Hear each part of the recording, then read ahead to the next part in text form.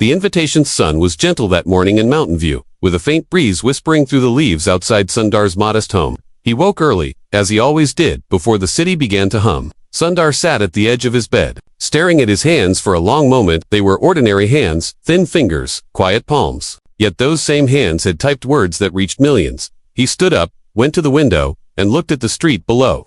The neighborhood was quiet, still wrapped in sleep. Somewhere beyond the clouds lay NASA, and today, NASA had sent him a message. The email had arrived the night before. Its subject line simple: an invitation to test your limits. The sender was Dr. Meera Patel, a senior scientist at NASA's Human Performance Lab. Sundar's eyes had widened when he read the message, his heart thrumming against his ribs. Dear Mr. Pichai, we have been following your work with great respect. Your ability to solve complex problems with humility and clarity inspires us all. We would like to invite you to participate in a unique cognitive test at our headquarters. This is not a competition. It is an exploration of the limits of the human mind. We believe you are uniquely suited to this challenge. Please respond if you are willing. He had stared at the words until they blurred. He had typed one word back. Yes, now. As he buttoned his shirt, he felt the weight of that yes settle on his shoulders. He kissed his wife goodbye, whispered to his children still sleeping, and walked out into the quiet morning. The drive to NASA was long and lonely. The radio played soft songs he didn't hear. His mind kept circling back to one question: why me? When he arrived, the vast complex rose before him like a dream, all steel and glass, full of silence and secrets. He parked his car, took a deep breath, and stepped out. A woman in a white lab coat was waiting at the entrance. She smiled warmly. You must be so... Yes, he said, his voice soft. I'm Meera, she said. Thank you for coming. Everyone is eager to meet you. Inside, the air smelled faintly of ozone and coffee. People in lab coats and jumpsuits walked briskly, eyes focused, minds elsewhere. Yet, as Sundar walked past, he felt their eyes flick toward him. Some nodded. Some whispered "Meera," led him down a long corridor and into a quiet room. There, a group of scientists sat around a large table. Screens lined the walls, showing strange equations, flickering graphs, and constellations he could not name. One man stood. He was older, his hair silver, his eyes sharp and kind. Welcome, Mr. Pichai. I'm Dr. Harold Lee. Thank you for agreeing to join us today. We know your time is precious. Sundar shook his hand. I'm honored to be here, he said. Harold gestured for him to sit. We've designed a series of tests, he began, to explore how the human brain responds to extreme complexity. Under emotional pressure, most of our subjects have been astronauts, soldiers, and mathematicians. But we believe your unique combination of intelligence, humility, and resilience makes you an extraordinary candidate. Sundar felt a flush of warmth at Harold's words, but also a nod of unease. What kind of tests? He asked. Harold smiled faintly. You'll see. The room fell silent. Sundar noticed their eyes again, curious, expectant, almost worried. After a moment, Meera rose and said gently, Follow me, Sundar, it's time to begin. She led him through another door into a large, dimly lit chamber. The walls glowed, faintly blue. In the center stood a single chair surrounded by screens and wires. Please sit, she said. He sat. The chair was surprisingly comfortable. A quiet hum filled the room. Scientists moved around him, attaching sensors to his temples, wrists, and chest. Are you comfortable? Meera asked. He nodded. Then Harold's voice crackled through a speaker. Test 1. Focus and decision-making under simulated crisis. Good luck, Mr. Pichai. The screens flashed to life. At first, he saw shapes, colors, numbers flashing faster and faster. He breathed deeply, focusing on the patterns. Then came the voices, overlapping, urgent, calling for decisions. Oxygen levels critical. Prioritize systems. Meteor impact imminent. Reroute power. His fingers moved, selecting options on the screen before him. His mind felt sharp, cutting through the noise. But then the images changed. A child's face, crying, a fire consuming a village. Screams, chaos, and still more numbers flooding. His vision.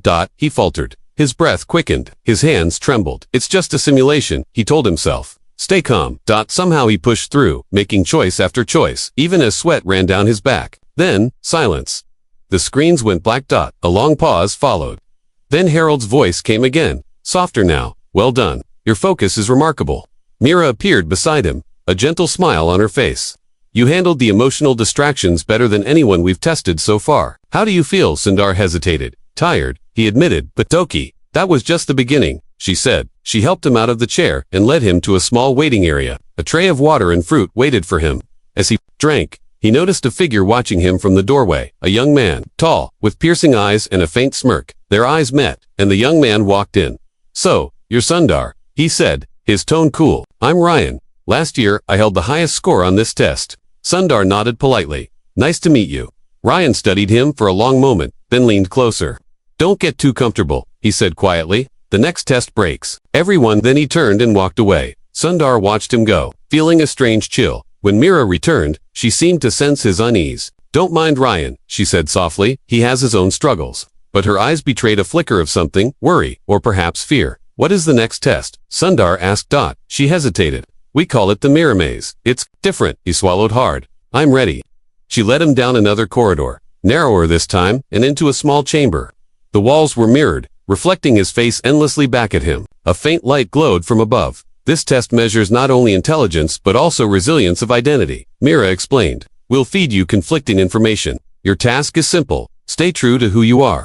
He nodded. As the door closed behind him, he felt a strange stillness settle in the room. Then the voices began. At first, they were soft. His mother's voice, calling his name. Then louder, his father, disappointed. Friends, laughing at him. Strangers, accusing him of failure. The mirrors shimmered. In them, he saw himself, but distorted, angry, afraid, arrogant, broken. You're not good enough. The voices hissed. You'll never succeed. You're a fraud. His hands clenched at his sides. He shut his eyes. You know who you are, he told himself. You know your values. But when he opened his eyes, the mirrors showed something worse. Not him failing, but others suffering because of him. People he loved, hurt by his choices. His knees buckled. The room seemed to spin. Stop, he whispered, but the voices only grew louder then. From somewhere deep inside, he felt a spark. He straightened, took a deep breath, and spoke aloud. Am Sundar Pichai. I am kind, I am humble, I do my best. The voices faltered, the mirrors cracked, and then silence. The door opened, and Mira stood there, her eyes wide. You finished it faster than anyone, she murmured. Sundar stepped out, his legs trembling. Is it over? He asked. She shook her head. There's one more, she said. Before he could speak, the alarm lights flashed red. A siren blared. Scientists ran past them, shouting. Harold appeared, his face pale. We have a problem, he said grimly. Sundar looked at him, confused. What kind of problem? Harold met his eyes, and for the first time, Sundar saw fear there. One of the simulations has become real, Harold said quietly, and now we need you to help us fix it. The room around them shuddered. A screen on the wall showed a satellite spinning out of control, debris scattering across space. Sundar's pulse quickened. But, I'm not an engineer, he said. Harold placed a hand on his shoulder. You're more than that, he said. You've already proven it. The floor beneath them trembled again. Scientists barked orders. Mera handed Sundar a headset. Come with me, she said urgently. He followed her to a control room, where dozens of screens showed chaos unfolding in orbit. Harold turned to him. We designed these tests to prepare for the worst.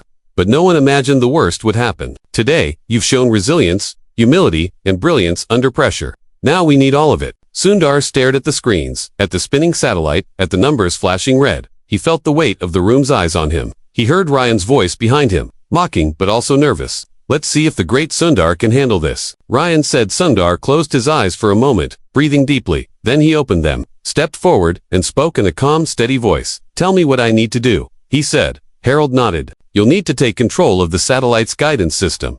But it's not just the code, it's the choices. Every move has consequences. And the clock is ticking. Sundar put on the headset, his fingers poised above the keyboard. On the screen, the timer began to count down from 60 minutes. Mera leaned close and whispered, You're our only hope now. The room fell silent. The air seemed to hold its breath, and as Sundar's fingers hovered above the keys, his mind raced with everything he had learned so far, about himself, about pressure, about kindness even in the darkest moments. But just as he was about to type the first command, the lights flickered, the screens went black. The control room plunged into darkness. A single word appeared on the largest screen, glowing faintly red. Asterisk. Welcome to the final test. The scientists gasped. Sundar froze. What does that mean? He whispered, but no one answered. Only the countdown continued, now flashing faster, louder, and the room filled with an eerie, impossible quiet. Asterisk. The darkness between star's silence in the control room was the kind of silence that made your heart sound too loud, as though it didn't belong in your chest anymore. The red letters on the big screen glowed brighter with every second, repeating the words that no one seemed able to say aloud. Welcome to the final test. The countdown clock below it kept ticking down, its numbers turning from 60 to 59 to 58. Every tick felt heavier than the one before. Sundar stood very still, His fingers hovered above the dead keyboard. He could feel the eyes of everyone in the room pressing into his back, dozens of scientists, engineers, even Ryan in the corner with his arms crossed. Their faces reflected the same thing. Confusion first, then fear. And something else, too. Something more dangerous. The realization that they didn't understand what was happening. The lights flickered again, then went completely out. Only the red screen stayed alive, bathing them all in its eerie glow. The quiet murmur of machines that had hummed gently all day was gone now, replaced by a strange low throb, like the heartbeat of some hidden giant deep underground. "What is this?" Sundar asked finally, his voice soft but steady. Breaking the silence, Harold was the first to answer, though his words sounded more like a confession than an explanation. We don't know. This isn't part of any simulation we designed." Sundar turned to look at him. In the dim red light, Harold looked older somehow, his silver hair thin, his shoulders small beneath his white coat. His hands trembled slightly as he took off his glasses and rubbed them against his shirt, as though trying to clean away a truth he didn't want to see. Meera stepped closer to Sundar then, her breath quick and shallow. "This isn't coming from us," she whispered, almost afraid of her own words. "The system is locked. We can't override it. And we think it's communicating with something out there." Her finger pointed toward one of the dark monitors, which briefly came to life just long enough to show a grainy, black and white image, a satellite tumbling through the void of space. Its metal body battered and its solar panels torn like paper. Strange streaks of light crossed the stars behind it, lines that twisted in ways Sundar's mind couldn't quite follow. Then the image blinked out again, leaving only the red message and the relentless countdown. "Communicating with what?" Sundar asked. Meera shook her head. "We don't know," she said, her voice barely audible. Behind them, Ryan scoffed. "This is absurd," he muttered, though his voice cracked halfway through the words. "This is just another part of the test. Some mind game to see if you break." But his eyes betrayed him. Sundar saw the way they darted nervously to the screens, the way his jaw clenched and his hands curled into fists. Whatever this was, it scared him to. Harold finally straightened, his voice firmer now. "Regardless of what it is, we have less than an hour before the satellite loses orbit completely and breaks apart. The debris could damage the station, even threaten lives. We can't afford to wait. We have to act." The room stirred into action then, though the air still felt heavy with uncertainty. Scientists moved to their consoles, tried to reboot the systems, whispered equations to one another, but Sundar remained still, watching the red letters on the screen as they pulsed slowly, almost like breathing. Something about those words unsettled him deeply. "Welcome to the final test." They didn't feel like a machine's error message, nor like part of any experiment. They felt intentional, as if whoever, or whatever, had written them was waiting for him specifically. "What do you want me to do?" Sundar asked quietly. Meera looked at him, her eyes wide, as though she'd been waiting for him to say that. She handed him a small tablet, its screen flickering with schematics of the satellite. Lines of code, trajectories plotted in faint blue. "Lines, you need to re-establish control of the satellite before the timer runs out," she said, "but the interface is no longer responding the way we designed it. The algorithms, they've changed. They're alive, somehow." The phrase hung in the air, alive, somehow, but no one dared question it. Sundar stared at the tablet, then nodded. "Okay," he said. He sat down at the nearest console and began to work. At first, his fingers moved automatically, solving familiar problems, identifying power systems, rerouting energy, stabilizing the satellite's position. But as he dug deeper into the code, he felt the resistance. It was subtle at first, commands that seemed to vanish as soon as he entered them, numbers that refused to add up, patterns in the data that felt wrong. Every time he thought he understood the problem, it changed.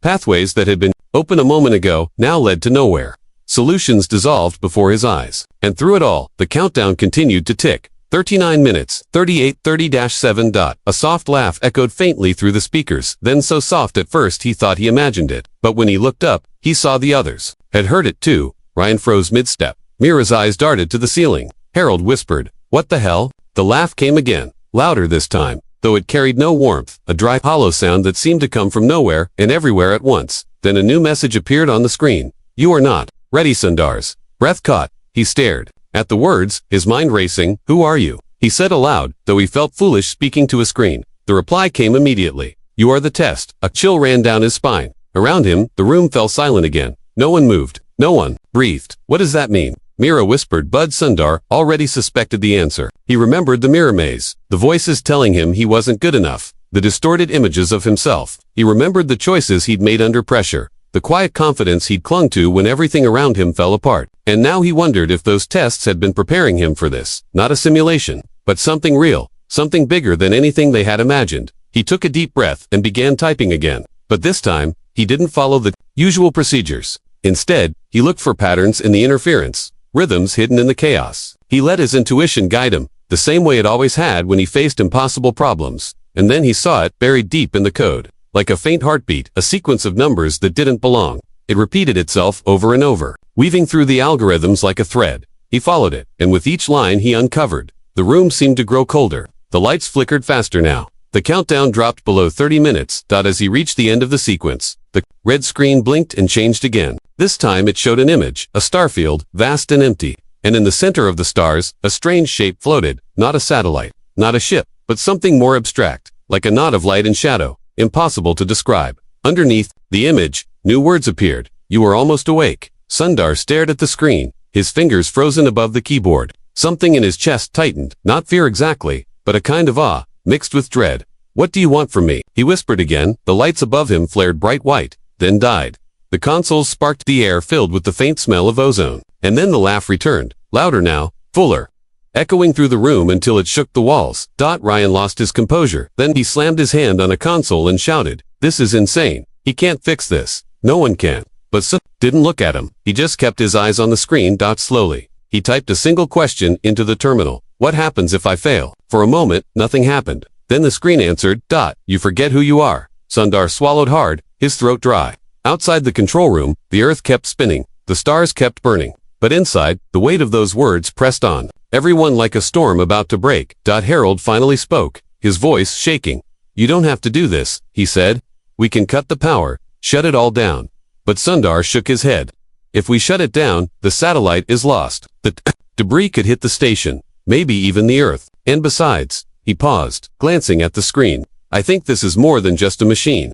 Mira stepped closer, her hand resting lightly on his shoulder. "Then what is it?" she asked. He didn't answer, because he didn't know. The countdown fell below 15 minutes. He looked back at the strange image of the starfield, at the knot of light and shadow. He felt something there, not just data, not just a puzzle, but something alive, something ancient. It didn't feel hostile. It didn't feel kind either. It simply was. And he realized then that the final test wasn't about fixing the satellite. It was about facing himself, his limits, his fears, his choices, and deciding who he really was. The lights flickered again. The laugh faded into silence, and the red screen blinked, one last message appearing in slow, deliberate letters. "We have been waiting for you, Sundar Pichai." Everyone in the room gasped. Sundar felt his chest tighten. He typed quickly, almost without thinking. "What do you want me to do?" The answer came at once. Wake up. And then, without warning, the room went black. The countdown stopped at 10 minutes. When the lights returned, the room was empty. Completely empty. The scientists were gone. Ryan was gone. Mira and Harold gone. Only Sundar remained, sitting alone at the console, staring at the faint glow of the starfield on the screen. And then, faintly, from somewhere beyond the walls, he heard his own voice calling him from the darkness. "Sundar," it whispered. "Come find me." Into the maze of Starsat first, there was only silence. Not the kind of silence that feels like peace, but the kind that hums in your bones and makes you doubt whether you're really awake. Sundar sat very still at the console, his hands resting on the edge of the table, his breathing uneven. The room was exactly as it had been before, the faint glow of the red screen, the subtle scent of ozone in the air, yet everything was wrong. Everyone else was gone. He stood slowly, his chair scraping softly against the floor. His eyes scanned the control room. The console still blinked faintly with dying lights, but all the seats were empty. Mira's water bottle lay on the ground near her station, the liquid inside still rippling as if she had only just let go. Ryan's jacket hung over the back of a chair, the sleeves swinging slightly. Moved by a current of air, Sundar couldn't feel. He called out their names, Mira, Harold, Ryan, but the sound of his own voice only made the silence feel heavier, as though the room itself was swallowing his words. Then he heard it again, faint, almost fragile, his own voice echoing from somewhere beyond the walls. "Sundar, come find me." He froze. The voice was soft but clear, almost kind, but it carried a weight that made his heart beat faster. It was his own voice, but there was something strange in it, a quiet weariness, a sadness he didn't recognize. He looked at the screen again. The starfield still glowed faintly, the strange knot of light and shadow pulsing slowly, like a living heart among the stars. He didn't know why, but he felt drawn to it as though some part of him already knew the way. He stepped away from the console and walked to the door, half expecting it to resist him, but it slid open easily. Outside, the corridor stretched out before him, lined with mirrored panels that reflected his face over and over, each reflection a little different. Some younger, some older, some hollow-eyed, some smiling faintly. He kept his eyes straight ahead and walked forward, his footsteps echoing in the emptiness. The voice called again, closer now. Sundar, hurry. He began to walk faster. The corridor twisted and turned in impossible ways, sometimes narrowing, so much that his shoulders brushed against the walls, other times opening into vast chambers where the ceiling disappeared into darkness.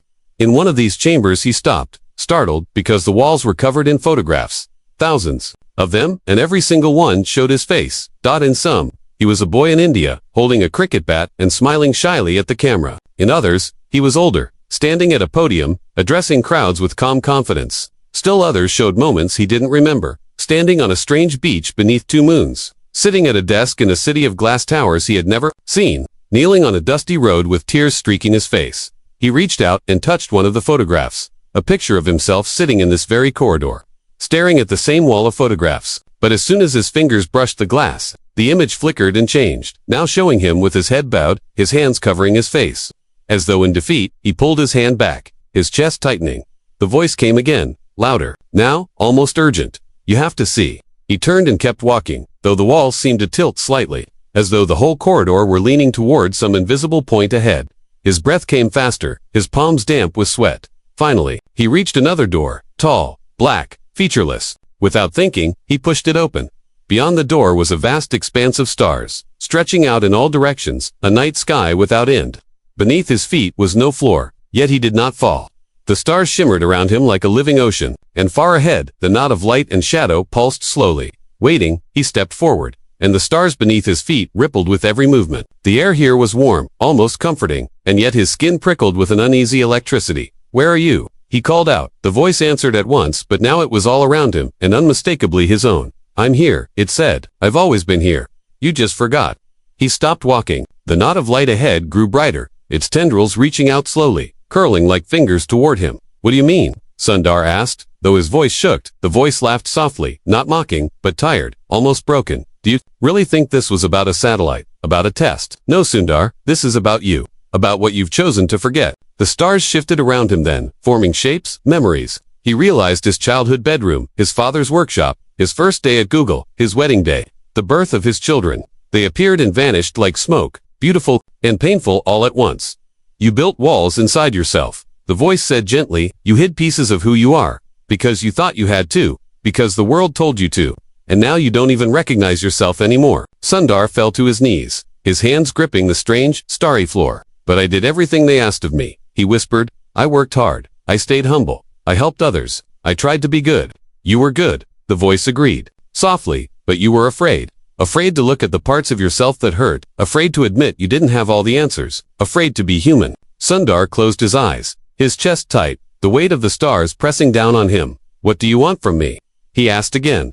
The knot of light pulsed brighter, and the voice answered simply, I want you to remember. Sundar opened his eyes and the stars around him flared blindingly bright. When the light faded, he was no longer in the starfield. He stood in the middle of a crowded street in Chennai, the air thick with heat and the scent of spices. The noise of vendors calling out and children laughing filled his ears. But something was wrong. The people walking past him didn't seem to see him, and their faces were blank, featureless, like unfinished sculptures. He turned slowly, and saw himself a boy of 12, sitting on the curb with a cricket bat beside him, tears streaking his dusty cheeks. He knelt down in front of the boy, who looked up at him with wide hollow eyes. Why are you crying? Sundar asked softly. The boy didn't answer, but his hands trembled as he held out a torn piece of paper, his school report card. Marked with red ink. Sundar took it, his heart sinking as he read the words written in big letters across the top. Not good enough. The boy whispered, his voice barely audible. I tried my best. Sundar felt tears prick at the corners of his own eyes. He reached out and pulled the boy into an embrace. You were always enough, he said gently. You always will be. The boy's hollow eyes blinked, and for a moment, Sundar thought he saw something spark inside them, a faint glimmer of hope. But before he could say anything more, the world around him dissolved again. The street, the boy, the noise all swept away like dust in the wind. He was back in the starfield now. The knot of light looming even closer, its tendrils almost touching him. The voice spoke again, softer now, almost kind. One last choice, it said. What choice? Sundar asked. The stars shifted again, and two paths appeared before him. One path glowed faintly gold, lined with familiar images, a quiet life, his family, his work, a steady climb toward comfort and respect. The other path was darker, uncertain, its edges blurry and shifting, but he felt a strange pull toward it, as though something vital waited there. You can stay, the voice explained. Stay the person they expect you to be. Humble, dependable, silent, or you can go forward and find out who you really are. Sundar stared at the two paths, his breath uneven. He thought of his family, his team, the people who looked up to him. He thought of the boy on the curb in Chennai. He thought of the voice, his own voice, calling to him all this time. He took a step forward, toward the darker path. The voice spoke once more, quiet but firm. Remember, it said, this is not the end, it's the beginning. As he took another step, the knot of light flared brilliantly, its tendrils wrapping around him like a warm current, pulling him deeper into the starfield. And then, just as he felt himself being carried away, he heard another voice, faint but clear, not his own this time, but Mira's. Sundar, she called, her tone urgent. Come back. We need you. He froze, torn between the two voices, one calling him forward, one pulling him back. And as he stood there, the stars around him began to crack, faint lines of darkness splitting the light, the whole universe shivering as though it could not hold itself together any longer. The red countdown appeared again in the corner of his vision, 5 minutes remaining. Both voices now overlapped, one calling him to wake up, the other calling him to let go. Sundar clenched his fists, his jaw tight, his chest heavy with the weight of both paths. And then, as the stars shattered around him, he whispered softly, not to either voice, but to himself, I choose. But before he could finish, the light swallowed him whole, and everything went black. The weight of choice's blackness stretched on forever. Sundar floated in it, weightless, silent, neither rising nor falling. There was no floor beneath his feet, no air to fill his lungs, yet he felt no panic, only stillness. And in that stillness, a faint echo of the words he had spoken before everything dissolved, I choose. But what had he chosen?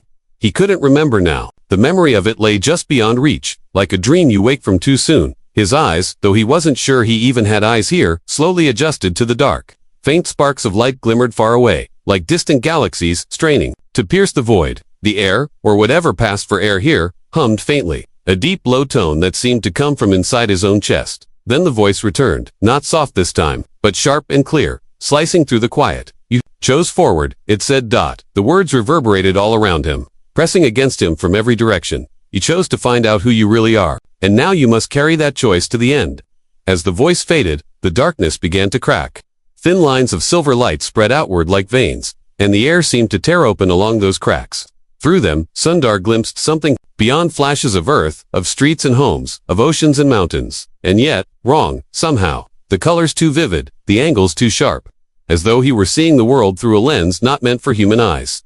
Without warning, the ground formed beneath him, solid and cold. He stumbled slightly as his feet touched it, his body heavy again, his lungs filling with air that burned faintly as he breathed it in. He stood on what appeared to be a narrow bridge of glass, stretching across an endless abyss.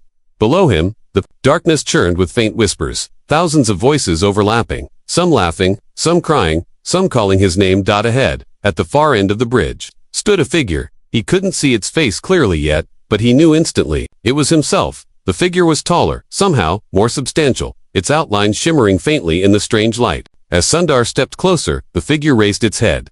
So you came, it said, his own voice again, but heavier, with a weight that settled into Sundar's bones. Who are you? Sundar asked, though he already knew the answer. The figure tilted its head slightly. I am what you left behind, it said simply. As Sundar took another step, he began to see the details. The figure's face bore faint scars he didn't remember earning, its eyes shadowed and sad yet steady. Its hands were calloused, its clothes torn in places. I don't understand, Sundar said softly. What is this place?